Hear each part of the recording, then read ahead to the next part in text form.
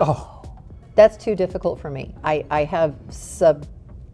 she's a movie fanatic. If you want to ask me like what genre, like if you want to Yeah. say sci-fi, if you wanted to say comedy, if you wanted to say like romance, I would then narrow that down to my top 50 of each category. True story. I will say it's a very, it's an old film. If you ask me what is a meaningful movie, it would be The Quiet Man with John Wayne and Maureen O'Hara, the glorious, beautiful Maureen O'Hara. And the reason that movie is so meaningful for me is because I used to watch it with my dad. And my father was a big John Wayne fan. He actually knew him. He worked with him for a brief time in his life.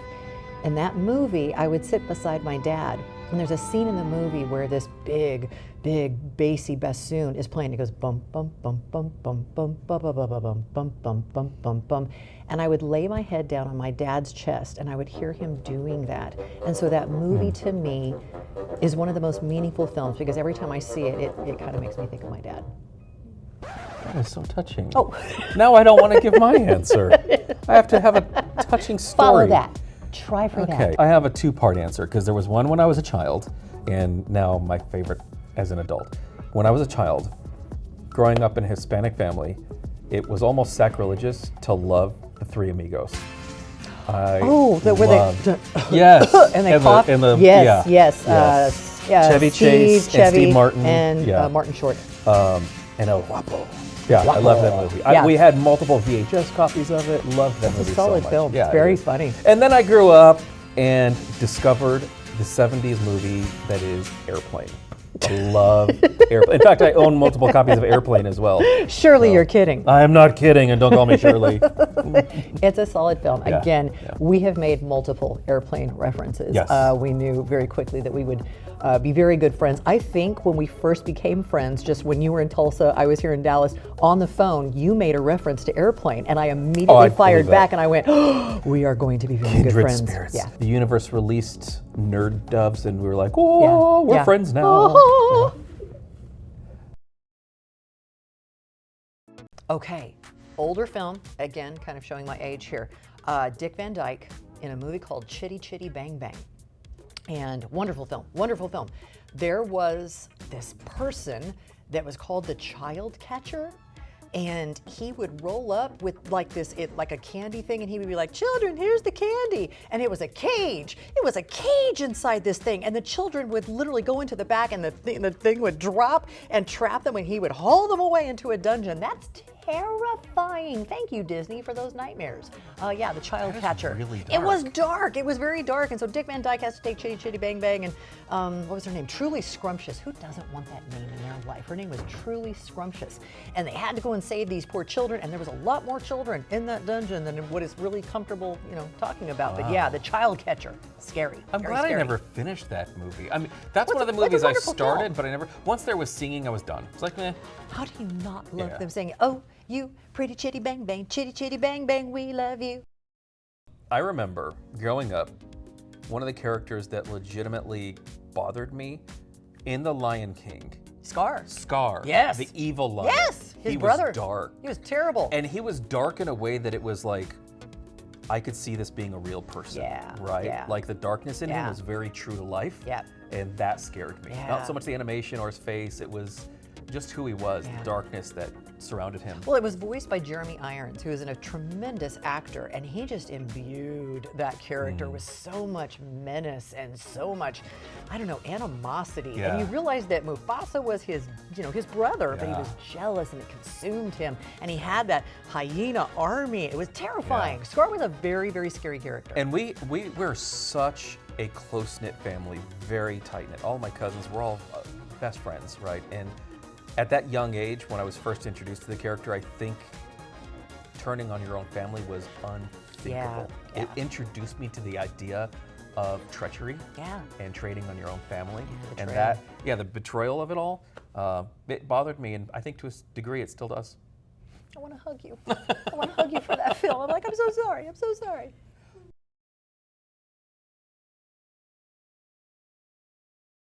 This probably sounds like the easiest answer, but I've thought about this before.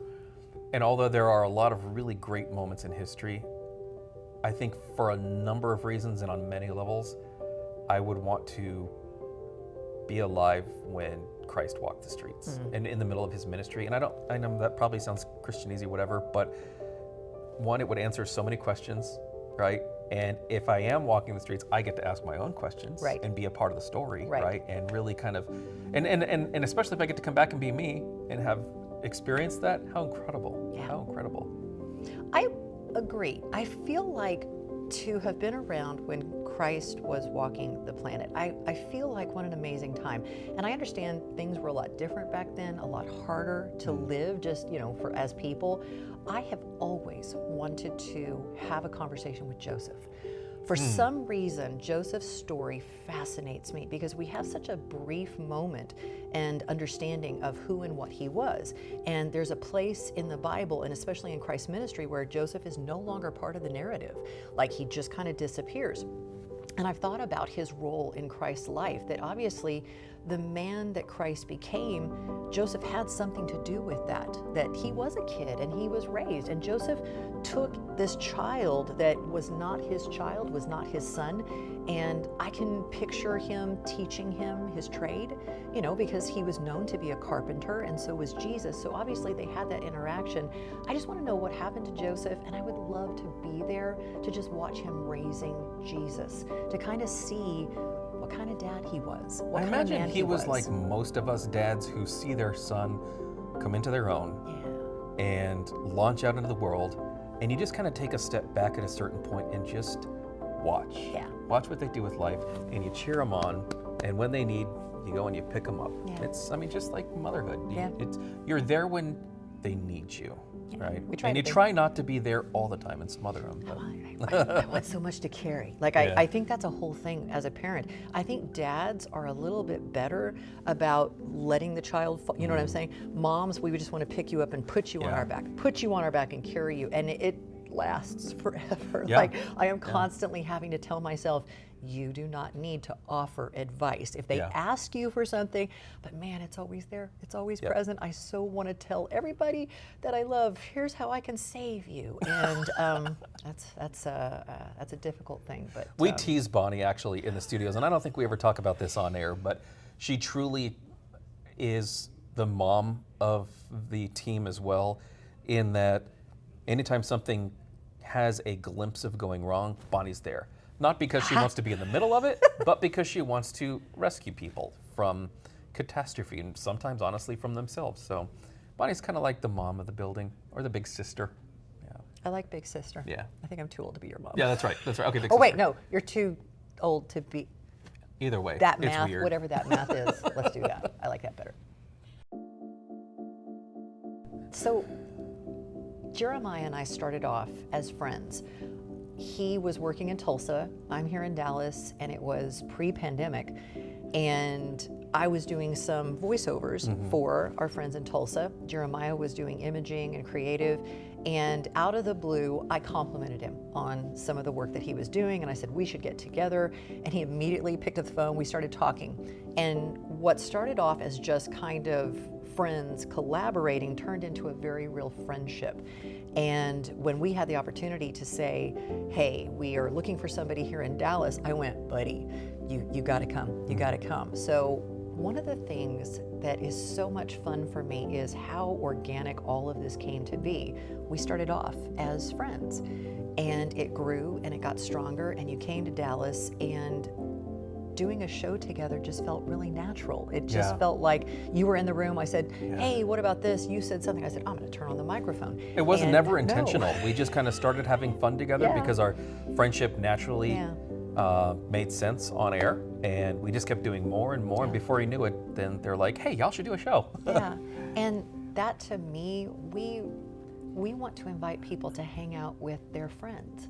We feel like a lot of the conversations we have together as parents, as people, as believers, we want to have those conversations with you and with people that listen to KLTY. We want you to feel like you're sitting down on a couch just like this and having slightly crazy conversations, but sometimes that turn meaningful, that turn into something that maybe encourages your day and lets you know that you're not alone, and that there are people like us that are flawed, and we're not perfect, and we are silly, and we are sincere, And we just want to share that with you. The idea that you might welcome us into your world as well, that's a privilege. It really is. It's a real privilege. And I think like any friendship, whether that's in real life or friends on the radio, if you think about your relationship with your best friends, the people around you, there's highs, there's lows,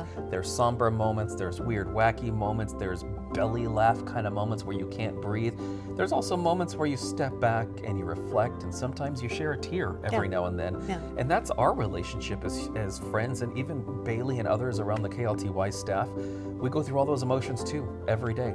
And our goal as friends is to take all of that, not just the fun stuff, not just the laughs, but the real moments in life, and bring those to the table, and bring those to the show, and hopefully we'll find that DFW responds and shares in that with us.